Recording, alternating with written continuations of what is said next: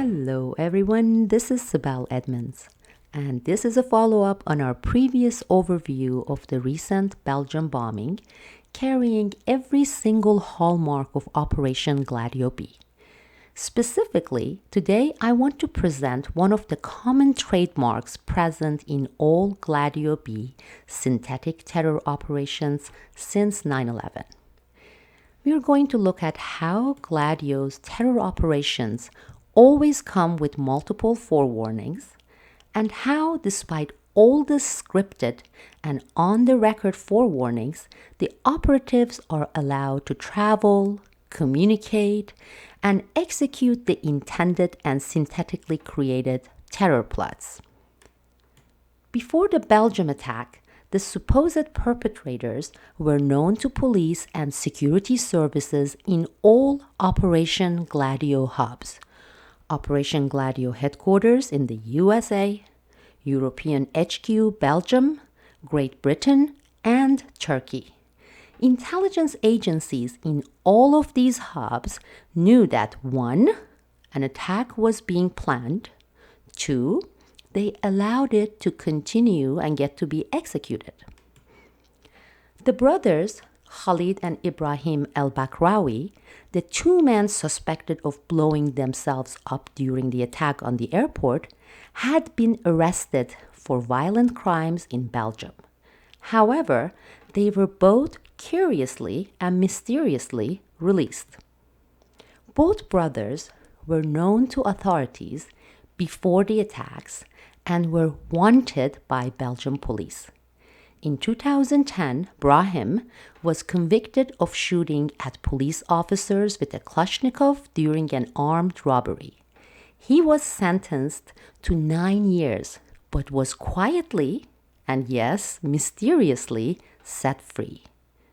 In 2011, Khalid was convicted for a number of carjackings, but again, curiously, received only probation for his repeated crimes. But wait, there is even more. Only a few days before this false flag operation, there was a major anti-terror raid at the brothers' apartments where an Algerian immigrant named Mohammed Balkaid, a key member of the Paris plot with known ties to ISIL, was killed. Let me read it. The name and other personal details of the Algerian killed Tuesday during a police raid in Belgium match those of an ISIS fighter who wanted to be a suicide attacker. Mohammed Balkaid, 35, was neutralized during a shootout with French and Belgian police at an apartment in the Forest district of Brussels.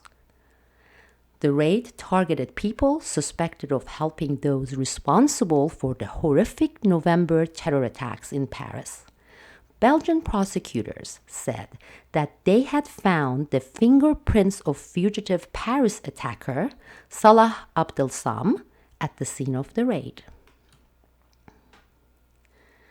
It gets better because these guys were also on US terror list.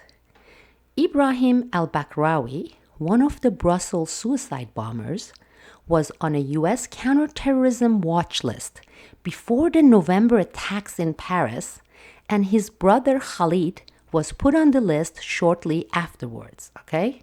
So these guys were also on the United States' own terror watch list.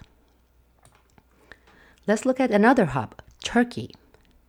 And let's go further and look at how all 3 Brussels bombers were flagged by Turkish authorities and how Belgian authorities were notified not once, but repeatedly on these bombers. Brussels airport suicide bomber Ibrahim el-Bakrawi, 29, was deported from Turkey not once, but twice in the past year and sent back to Europe. The Turkish government issued multiple warnings to Belgian and Dutch counterparts regarding the 3 Brussels bombers. According to Turkish President Recep Tayyip Erdogan, Ibrahim el-Bakrawi was detained on July 14, 2015.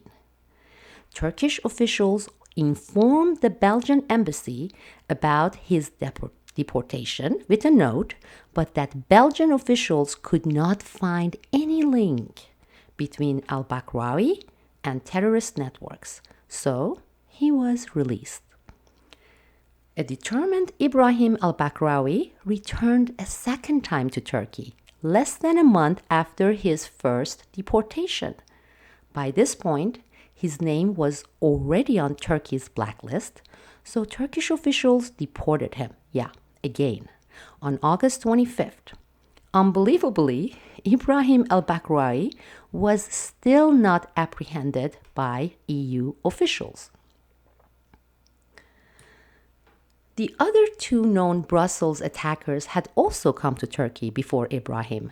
His younger brother, Khalid, 27, landed at Istanbul's Atatürk Airport on November 4, 2015, just 4 months ago.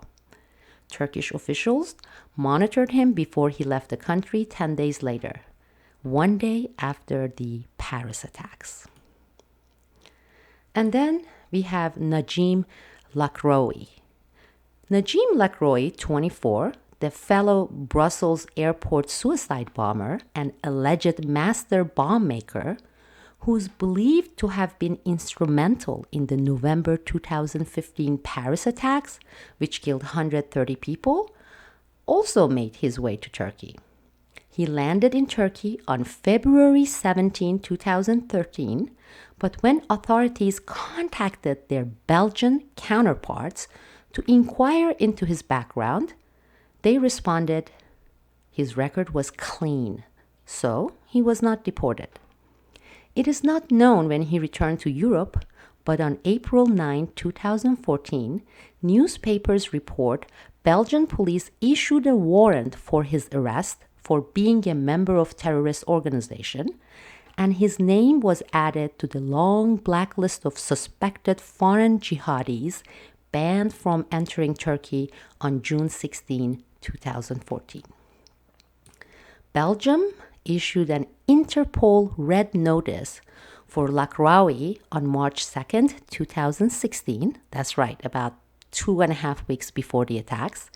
And French officials followed suit on March 18, 2016, only 4 days before the deadly attacks.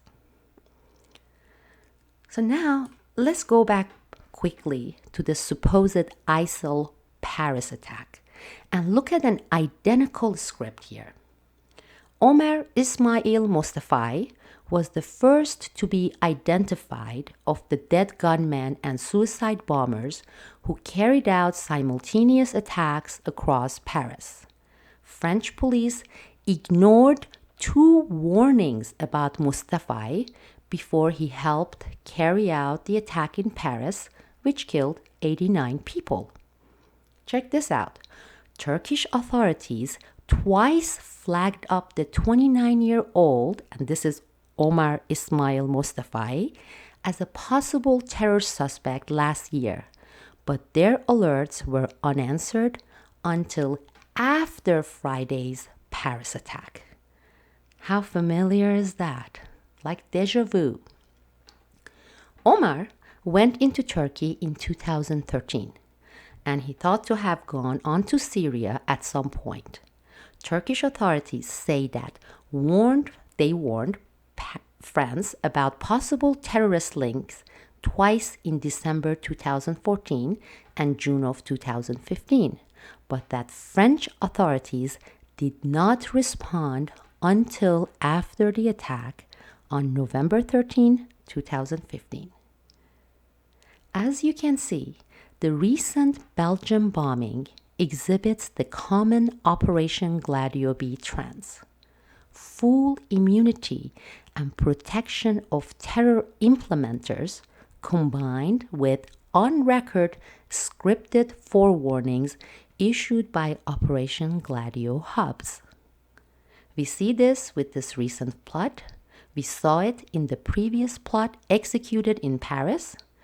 And of course, we saw this exact same trend in the false flag attacks on September 11, 2001. There will be more to discuss and analyzed on this latest Operation Gladio B synthetic terror event. In our next episode, we'll be looking at what has been already taking place since the execution of the plot in Belgium, which objectives are being pursued and pushed, and who benefits from it all. This is Sibel Edmonds. I'll be back with more soon.